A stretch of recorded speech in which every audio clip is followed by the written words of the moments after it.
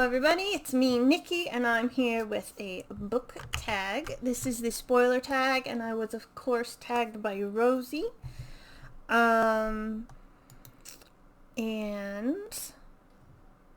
it's just about spoilers and stuff like that. So, let's get into it. Question 1. What do you consider a spoiler? I consider any sort of major or perhaps minor plot twist. I'm a writer, as some of you may know, so I'm also doing March of the Writers at the moment that I'm filming this, and so there was a part where I had to pitch my book. Like, you know, if you ran into a publisher at in an elevator, and I didn't know how to pitch it without spoilers because, you know, like, there is a thing that is important and it's not going to be made important until later. So, I think if it impacts the book and you're like, holy shit, that's a spoiler. And then if you tell people, then you sort of like ruined it. That's just me. I'm not sure. I think it's different for everybody. Number 2, does the genre you're reading impact what you consider to be a spoiler? Probably. I think fantasy books you can be spoiled more because they have maybe like surprise plot twists or whatever. Whereas if you're reading a mystery, you know there's going to be that sort of like holy shit moment. You just don't know when. It's usually at the end of the book when the detective solves everything. But if you're reading like a non-fiction or a true crime, if you can easily Google it, probably not. Like, I did a review for a book. What was it called? It was about a ship. What was it called? I really liked the book. Why can't I remember it?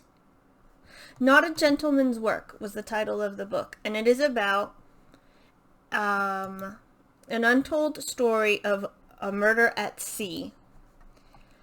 And it is a true story, but you can't Google it. Like, I tried Googling it. I think I said this in my review. And there was nothing except for like a couple of articles that mentioned this book. So, but it was still a true crime. And, you know, if you were really interested, you can just go look it up in a newspaper or a library. So, yeah, I think that got off topic, but yes, the genre does impact. Number 3, all the best bits are in the trailer. Sometimes the synopsis can be too detailed. Do you research books prior to reading them, or do you go in knowing nothing? I do like to read. Okay, I'm very like crow brain, like, ooh, shiny cover, an auto buy type of thing. If it has a shiny cover, I add it to my wish list, and then when I'm going back through things, I read the synopsis to see if I really want it, besides, ooh, shiny cover. But then beyond that, I don't really. Sometimes I do, like, if I'm not sure if I'm liking a book, I do go to Goodreads and read the reviews and say like, oh, it gets better after this section, if it's just like a small section. So I don't care about spoilers. I enjoy being spoiled because it lessens the anxiety of everything. Like, if I'm enjoying a book, I'll flip to the end to see what the fuck happens. Because I'm like, it's getting anxious. I need to know everything's fine. Especially if it's like a one novel. One shot, I was going to say. So yeah, I don't mind. I don't mind either, but I try not to delve too deep, I suppose. Number 4, sometimes the introduction or translator's notes can spoil the ending, especially for classics. Has this ever happened to you? No, because I skip them. They remind me too much of school, like where you had to read the intro, and I'm like, but I don't care. I just want to get onto the story. Like if there's a biography, I think some of the Barnes & Noble's classic paperbacks, there's a little biography. I'll read that. But I don't actually care about an introduction. I just start the book. Number 5, name a time somebody spoiled a novel for you. Like I said, I don't really care. I spoiled a bunch of novels for myself. Like Game of Thrones, I was reading the first book, and it got to the part where they were going to kill a wolf, and I was like, oh shit, is that what they're gonna do? So I googled it, and that was what they were gonna do. So I was like, no thank you, I will not be reading that. I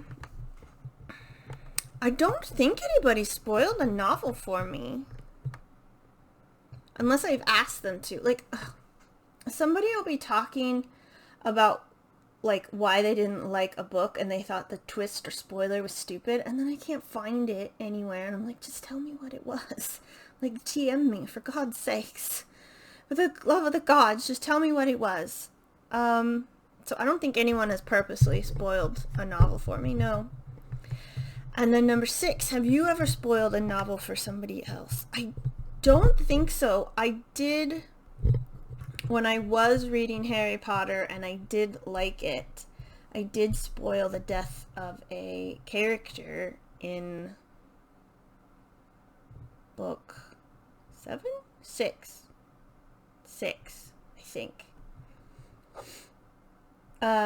It was an accident. They had asked it was on LiveJournal, for fuck's sake. That's how long ago it was.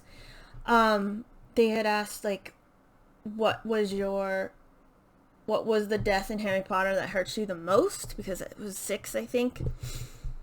I don't know, when that character died. And I had assumed they'd read that book, but apparently they hadn't, and I felt really bad about it. So, sorry. And number 7, if spoilers ruin novels, are there some authors or genres you can't reread? No. I think Rosie said in her video that she likes to reread the mysteries, knowing what will happen. I haven't reread a mystery in a bit, but I do like it, because then you can, like, oh, I know how these connections are working, because I'm really bad at mysteries and, like, figuring out who the murderer is.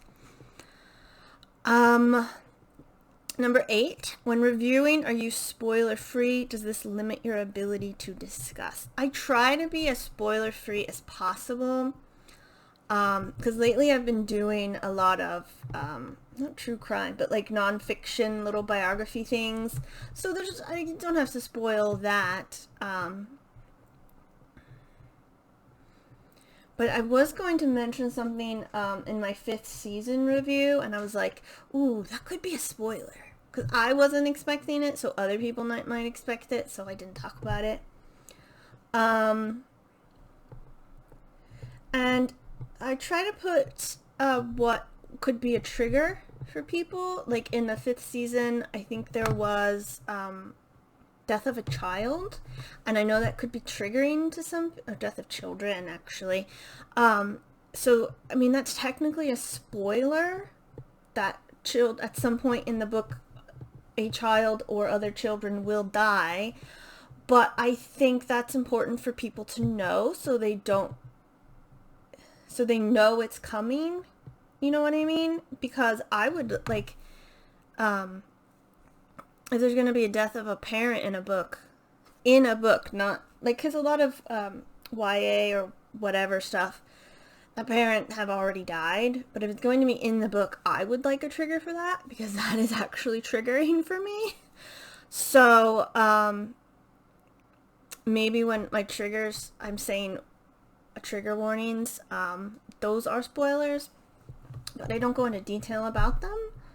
So I think it just depends on the book and on the person watching, because I know a lot of people do not like spoilers. So yes, it depends. But I don't think it limits my ability. I try to dance around it as long as possible.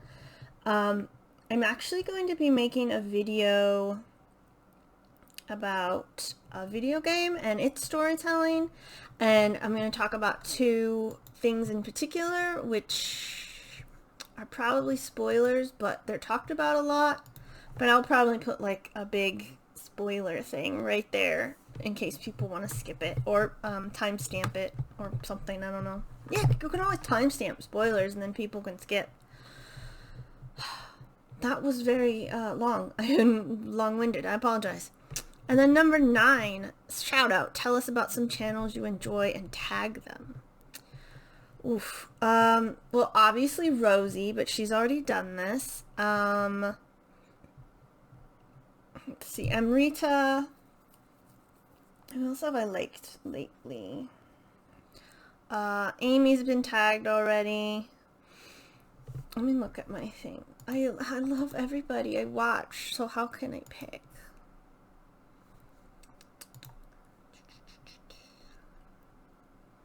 But yeah, definitely Amrita.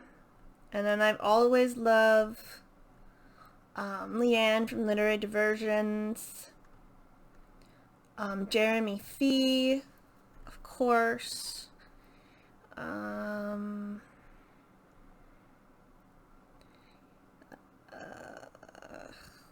I like Maya Polar Bear, but that's a dog channel, not a booktube channel, so...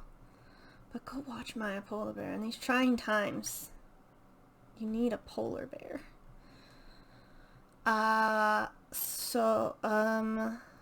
Yeah, that's it. That's it.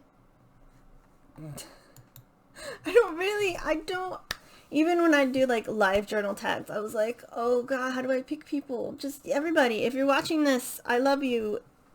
Tag. Do this tag. So, yeah, I don't know. This was weird and all over the place. I apologize. Thank you for watching. I hope you enjoyed it. Give the video, I've never done this part before, so I'm not sure. Give the video a thumbs up if you liked it. Subscribe if you wanna. Yeah. Thanks for watching. Goodbye. Have a lovely day. Goodbye.